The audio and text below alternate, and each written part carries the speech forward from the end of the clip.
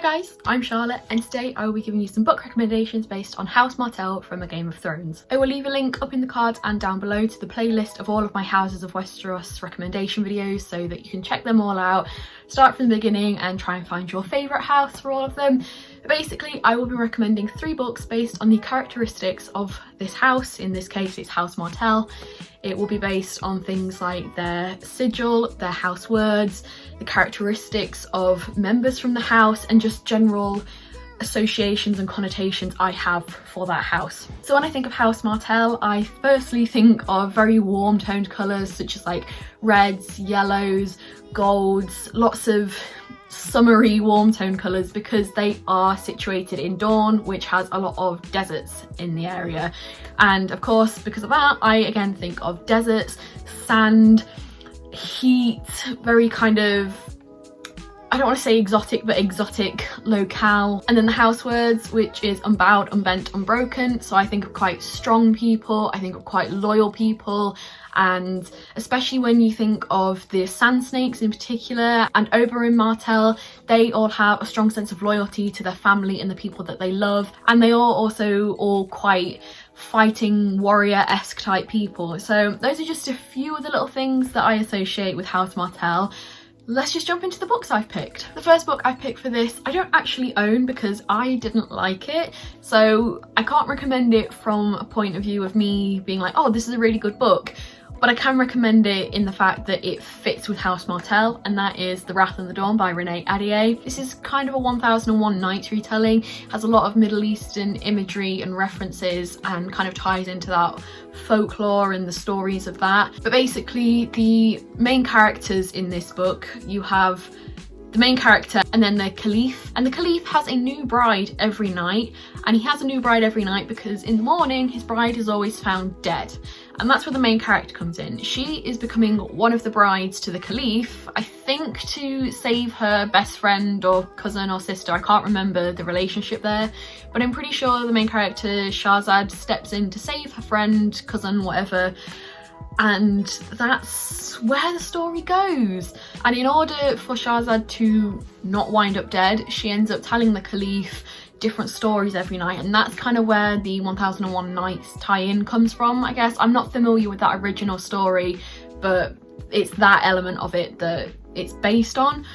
And yeah, it's, as you can imagine, set in a deserty area, and it has a lot of Middle Eastern imagery and references, like I said, which kind of ties to the Martells, although I know in the TV show they were kind of based on a more Spanish thing. Like I'm pretty sure the actor, was it Pedro Pascal? I'm pretty sure he's Spanish or of Hispanic origin, so they've kind of played off that aspect of it in the show, but I still do think it links back to kind of Middle Eastern imagery. Yeah, either way, however you want to see the Martells, they are surrounded by these really luxurious palaces in the desert, and that's basically what The Wrath and the Dawn is. She's in this gorgeous place essentially fighting for her life. However, there is a romance in this, and this is why I don't recommend this book as a personal favourite, because the romance is just a little problematic. It's not great, and I really disliked that element of it, and it's quite a big element of the book. So that's why I'm not saying I really like this book, go and read it. I'm just saying it's a Martell book in my opinion. I don't really have much more to say for it because, as I said, I didn't enjoy it. So let's just move on to book 2. And that is The Heart of Betrayal by Mary E. Pearson, and I picked this again for the desert imagery. A lot of this book is spent travelling across a desert, and so it was a bit of a no-brainer for me to pick that. But the main character in this, Leah, also reminds me of the Sand Snakes.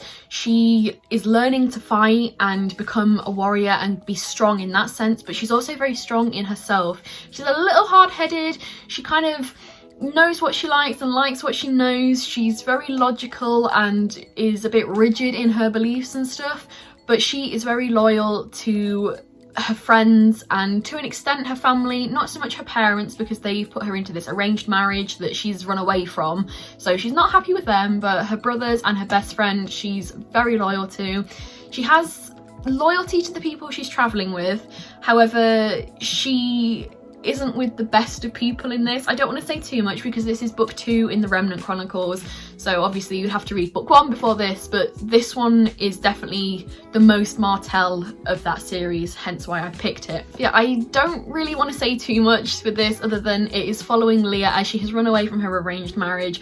She's travelling across the desert, she's dealing with her captor and everything that involves. I really enjoy this series, however it's difficult to talk about book 2 when I haven't mentioned book 1, so definitely give book 1 a go. Persevere with it because I didn't think book 1 was the best, but book 2 and then definitely book 3 do get a lot better, so stick with it.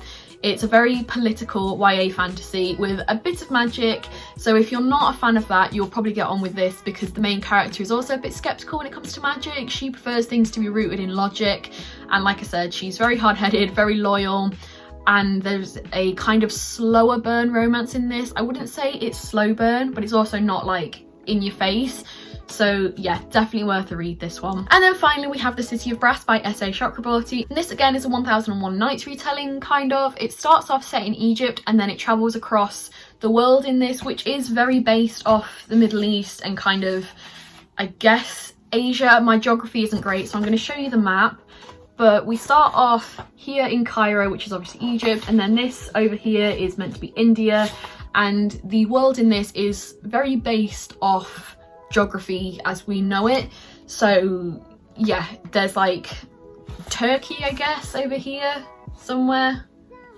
I don't know my geography, but like this is kind of based on Turkey, and yeah, it spans quite a bit of like Middle Eastern territory. It doesn't just focus on like one bit. It does start off like in Africa and then it goes across into, well, I say Africa, it's not real Africa obviously, it's the Dagestan. But yeah, it's got a lot in it, this one, and it's really, really good. Again, we have that desert imagery, which I keep coming back to for the Martells because it is just such a big thing for them. But the main character in this, again, reminds me of the Sand Snakes. Nari is a con woman and she didn't believe in magic, and then she accidentally summoned a Jinn warrior. Things spiral, her life is turned on its head, and she is learning all about the Jinn and their magic and this whole other world that she didn't know existed until she suddenly plunged headfirst into it. The world building and the character development in this is just so rich, and it's amazing. I can't praise this book enough. It ends on one hell of a cliffhanger, so I desperately need to read book 2, and I would highly, highly recommend this one to any fantasy fans. But yeah, the main character, she is, you could kind of say she's maybe more of an anti-hero at the beginning because she's a con woman. She's definitely a little more morally grey, and I think that just kind of screams Sand Snakes to me because, you know, they're loyal and they love each other and their mother, but then they're these like assassins almost, I guess. They are these tough warrior women who don't take shit from anyone, and that's pretty much Nari. Like, that's the best way I can sum this up. She starts the book off really tough and sure of herself, and she just gets better and better. But yeah, this also just kind of has the most kind of Game of Thrones feel to it, so if you're looking for something to give you those feelings, definitely give this a try. I'm pretty sure it is classed as adult fantasy rather than young adult, but even if it is actually young adult, it still kind of reads as like a more complex adult fantasy. I'm using like quotations because I'm not trying to dismiss YA, but the complexity of the world building in this is like up there with Game of Thrones. So if you want a little more high fantasy, give this one a go because, as I said, it's very good. And I'm not going to say too much else about the plot, just know that it follows a woman who doesn't believe in magic until she is thrown headfirst into the world of magic. She learns a lot about herself, a lot about this new world. There are some amazing side characters, there is a little bit of romance that I didn't really care for, but whatever, if that's what you like, then there's a little bit of that in here. There's lots of fighting and swords and magic, and it's just really, really good. I have a whole vlog reading this book, so I will leave that linked up there. I need to sit upstairs, up in the cards, and then again down below. Yeah, it's just definitely worth a read. So those were my 3 books for House Martell. House Martell is a house I'm not as familiar with, so please do let me know if you think there were some better choices out there. Please let me know if you've read any of these books and agree or disagree with me.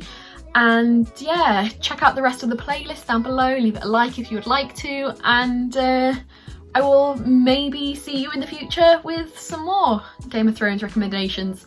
Bye!